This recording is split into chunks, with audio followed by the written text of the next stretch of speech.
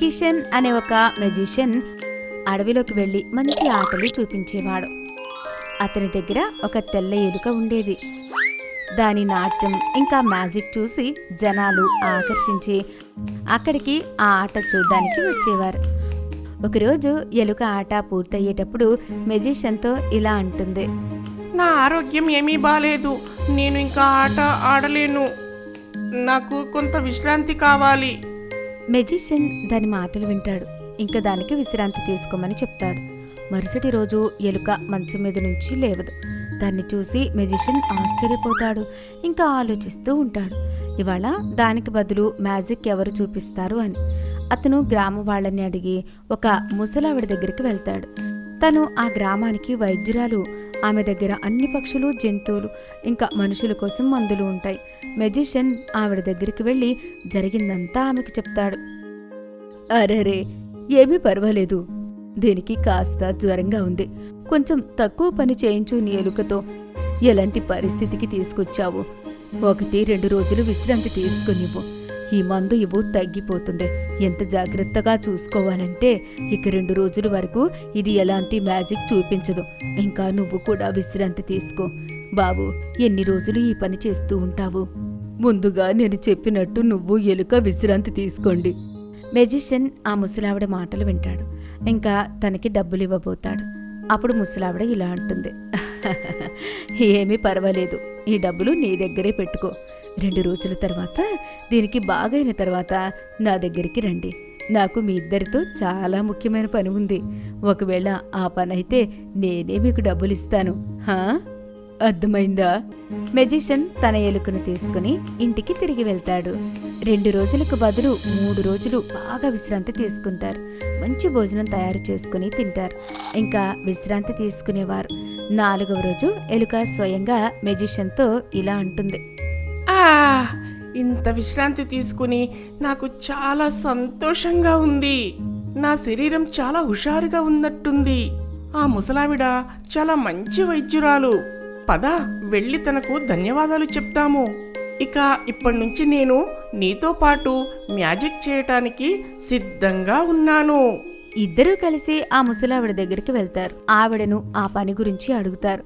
తను వీళ్లతో చేయించాలి అనుకున్నది. అప్పుడు ఆ ముసలావిడ ఇలా అంటుంది, చూడండి, నువ్వు బాగా అవ్వాల్సిందే. నీ మొహం ఇంకా నీ ఎలుక మొహం ఎంత బాగా అయ్యిందో చూడు. పని ఏంటి అంటే, నా ఇంట్లో చాలా ఎలుకలున్నాయి. నువ్వు ఈ ఎలుకల్ని నీతో తీసుకుని వెళ్తావా? అవి నన్ను చాలా ఇబ్బంది పెడుతున్నాయి. నీకు కావాలంటే డబ్బులు ఇస్తాను బాబు. అదేమంత పెద్ద పని కాదు. మీరు కావాలి అనుకుంటే నేను అలానే చేస్తాను. ఒకవేళ ఆ ఎలుకలు నాకు మిత్రులు అయితే వాటిని తీసుకెళ్తాను. ఎలుక తన ఇంటి లోపలికి వెళ్తుంది. అన్ని మూలల్లో వెళ్ళి వెతుకుతుంది. ఇంకా మెల్లిగా అన్ని ఎలుకలను పిలిచి మాట్లాడుతుంది. అరే, మీరు ఇక్కడ మీ జీవితం ఎందుకు నాశనం చేసుకుంటున్నారు? పదండి, నాతోని మెజిషియన్ అన్నతో కలిసి మ్యాజిక్ చేద్దాం, ఎంజాయ్ చేద్దాం, సంతోషంగా ఉందాం. అన్ని ఎలుకలు దాంతో బయటకొస్తాయి. ఇంకా ముసలావిడ తన ఇంట్లో సంతోషంగా ఉండేది. గుడ్డి అమ్మాయి యొక్క తెలివైన స్నేహితురాలు. ఒక గ్రామంలో ఒక రైతు కూతురు ఉండేది. తన పేరు నిక్కీ. నిక్కీకి కళ్ళు కనపడేవి కాదు, కానీ తను చాలా తెలివైంది. తను ప్రతి పని చాలా తెలివిగా చేసేది. తనకి గ్రామంలో చాలా మంది స్నేహితులు ఉండేవారు.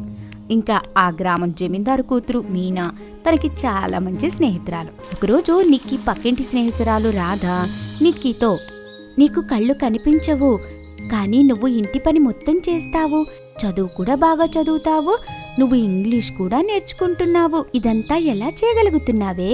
చూడు, మనసులో గట్టిగా అనుకుంటే మనం ఏదైనా చేయగలం. ఇంకా మీలాంటి ప్రియమైన స్నేహితులు కూడా ఉన్నారు కదా నాకు. అబద్ధం చెప్పకు, నీ స్నేహితురాలైతే ఆ జమీందారు కూతురు మీనా. తనతో కలిసి అర్థం కాదు, పాట పాట అని ఇంగ్లీష్లో ఏం మాట్లాడుతూ ఉంటావో. అలా అని ఏం లేదు రాధా, నువ్వు నా మంచి స్నేహితురాలివి. మీనా అయితే నాకు ఇంగ్లీష్ నేర్పిస్తుంది. ఇంకా ఒక విషయం చెప్పు, నదిలో నీళ్లు నింపడానికి నాతో ఎవరు వస్తారు? నువ్వే కదా. ఇంకా అడవిలో కర్రలు తేవడానికి ఎవరు వస్తారు? మరి నువ్వు కూడా నా మంచి స్నేహితురాలివి. నిజమా? నిజంగా నిజం. ఒకరోజు మీనా నిక్కీని తన ఇంటికి తీసుకుని వెళ్తుంది. నిక్కీ వాళ్ళ ఇంటికి ఒక రాత్రి వస్తుంది. రాధ పూర్తి రోజంతా నిక్కీ కోసం ఎదురు చూస్తూ ఉంటుంది. చాలా కోపంగా ఉంటుంది. రేపటి నుంచి నేను నీతో కేవలం నీళ్లు నింపడానికి ఇంకా అడవిలో కర్రలు తేవడానికి మాత్రమే వస్తాను. రాధ స్నేహితురాలు కోకిల రాధాకి నిక్కీ మీద కోపం వచ్చేలా చేస్తుంది. రాధా, నువ్వొక పని చెయ్యి. నువ్వు ఎలా చెయ్యి అంటే మీనా ఇంకా నిక్కీల స్నేహం తెగిపోయేలా. అప్పుడే నీకు ప్రశాంతంగా ఉంటుంది. ఒక పని చేస్తాను. రేపు ఉదయం నిక్కీ నాతో బావిలో నీళ్లు నింపడానికి వస్తుంది. మీనాని కూడా పిలుస్తాను. రాధ మీనాని బావి దగ్గరికి తీసుకుని వెళ్తుంది. ఈ నిక్కీని వెనక నుండి తోసేస్తాను. ఇంక చెప్తాను, మీనా నిన్ను కావాలని తోసేసింది అని. రాధ అలానే చేస్తుంది. నిక్కీని తోసేస్తుంది. ఇంకా నిక్కీ పడిపోతుంది. అరే అరే, నిక్కీ పడిపోయింది. నిక్కీ, నిన్ను ఈ మీనా కావాలనే పడేసింది. కాని అప్పుడు నిక్కీ ఇలా అంటుంది, ఏమీ పర్వాలేదు. ఎందుకు మీనా? లేదు, అలా ఏమీ లేదు. ఇప్పుడిస్తుంది మజా. వీళ్ళ ఇద్దరి స్నేహం తెగిపోతుంది. రాధా నిక్కీ ఇంకా మీనాని ఆడుకోవడానికి పిలుస్తుంది. రాధా రాధా ఇవాళ ఏమాట ఆడుకుందాము? రాధా, ఇవాళ నేను మీనా కళ్ళకి గంతలు కడతాను. మీనా నన్ను ఇంకా నిక్కీని వెతుకుతుంది. రాధ మీనా కళ్ళకి గంతలు కడుతుంది. ఇంకా నిక్కీని గట్టిగా కొడుతుంది. ఇంకా నిక్కీ చెవిలో చెప్తుంది, నిక్కీ, ఈ మీనా కావాలని నిన్ను మాటి మాటికి కొడుతోంది.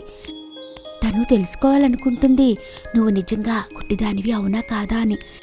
అప్పుడు నిక్కీ ఇలా అంటుంది, మీనా, ఇప్పుడు నువ్వు నీ కళ్ళగంతలు తీసేయ్. నువ్వు చెప్పిన విషయం నిజమైంది. ఈ రాధ నీకు నాకు ఉన్న స్నేహాన్ని తెంచాలి అనుకుంది. కానీ నాకు మీనా నీ మీద పూర్తి నమ్మకం ఉంది.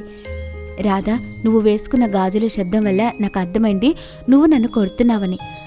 ఇంకా మీనా అయితే గాజులే వేసుకోలేదు. నాకు మీనా మీద పూర్తి నమ్మకం ఉంది. అందుకే మేమివాళ నిజం తెలుసుకోవడానికి నీతో ఆడుకోవడానికి వచ్చాము. నాకు కళ్ళు కనబడకపోతే ఏంటి, నేను తెలివైన దాన్ని. ఒకరోజు అడవిలో జంతువులన్నీ కలిసి ఒక దగ్గర కూర్చున్నాయి. వారిలో పెద్దదైన ఎలుగుబంటి మరియు జింక ఉన్నాయి. ఎలుగుబంటికి మాటలు కబుర్లు చెప్పడం చాలా అలవాటు ఉండేది. దానికి మనుషులంటే చాలా ఇష్టం.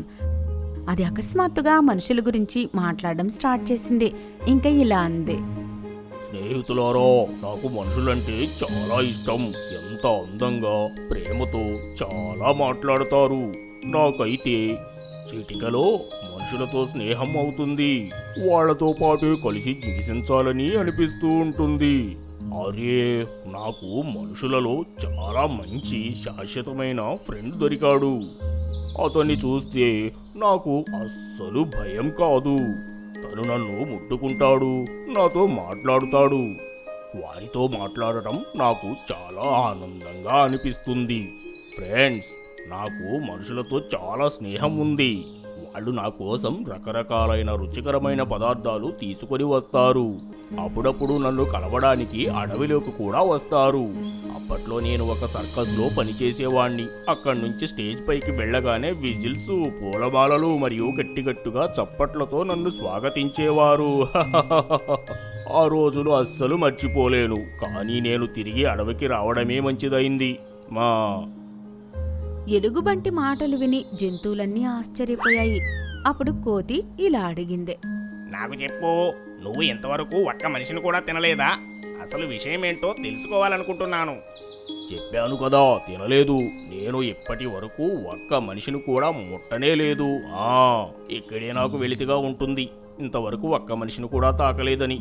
ఎలుగుబంటి మాటలు విని నక్క ఇలా అంది, అరే వావ్, ఎంత చక్కని మనుషుల భజన చేస్తున్నావు.